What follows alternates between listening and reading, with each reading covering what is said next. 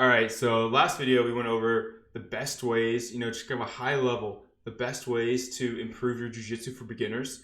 And this next video is really going to target on the first one, and that's negation. And negation, what that really means is you're preventing someone else from inflicting their will upon you. And I think that's so much more important in the beginning steps of jiu-jitsu when you're learning the fundamentals, when you don't know all of the names of the positions, you don't know all the names of the submissions or the sweeps, the guards, and you're kind of like lost in the sauce. And then sometimes they'll just like throw you in, and you'll have to start rolling. And rolling means if you are really new, like you don't even know anything about it, it doesn't mean you're sitting there taking ecstasy.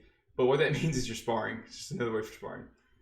But I think negation should really be the first goal. Obviously you're going to be learning new positions. You're going to be learning what this means, what mount means, all the different types of guard. But you need to learn, and I think it's most important, like before your jiu-jitsu does anything else, I think the most important thing is for you to be able to stop someone else from inflicting their will upon you. I mean, think about the street. Like, if I can't do jiu-jitsu and it work in the street, then I absolutely think that it's useless. Like, just my personal opinion. But if you're able to stop someone from inflicting their will on another human being, yourself, like jiu-jitsu has won for you.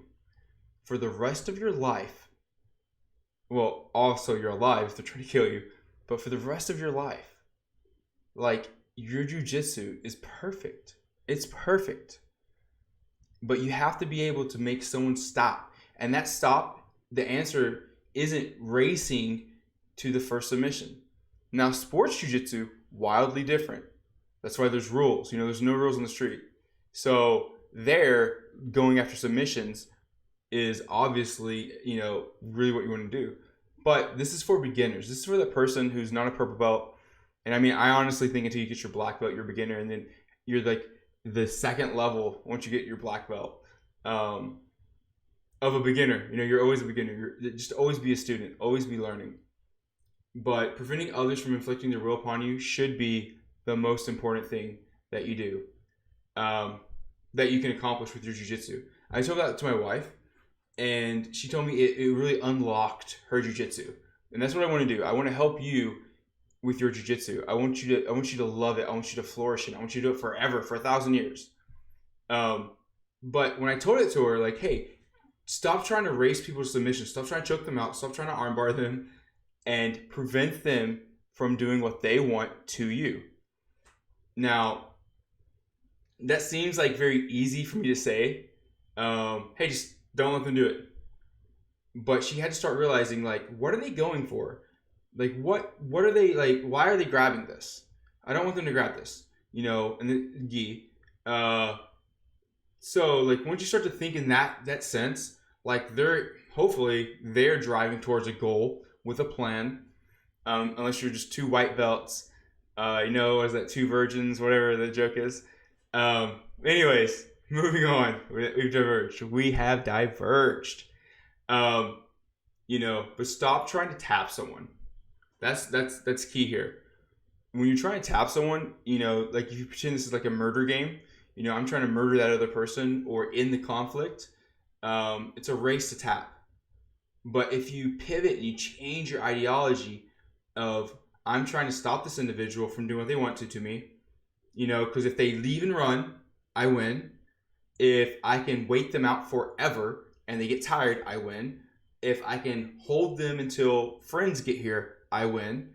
You see what I'm doing with that, right? Like, your jiu-jitsu will automatically just win in everything. But you've changed your win condition, your win con. No longer are you sitting here trying to get the quickest to tap, injuring partners, getting injured yourself. You're protecting yourself. You're stopping someone else from harming some other person, which is beautiful, beautiful, beautiful. Another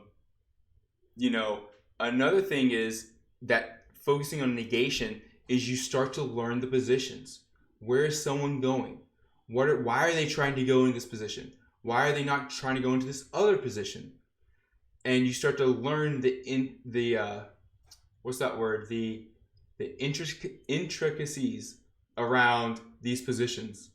You know, like you don't pull close guard around these people because I can't close my feet, or it's not advantageous to pull deep half on much larger individuals because I can get pancaked very easily.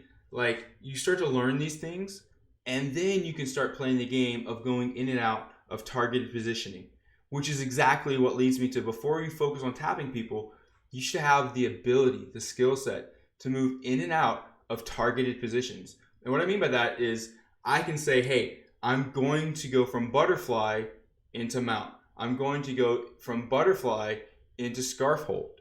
And once you can do those kind of things, then you're really ready to start tapping people. Before then, it's just a race and you have these setups and you don't know how you're going to get there, and all these different little nuances.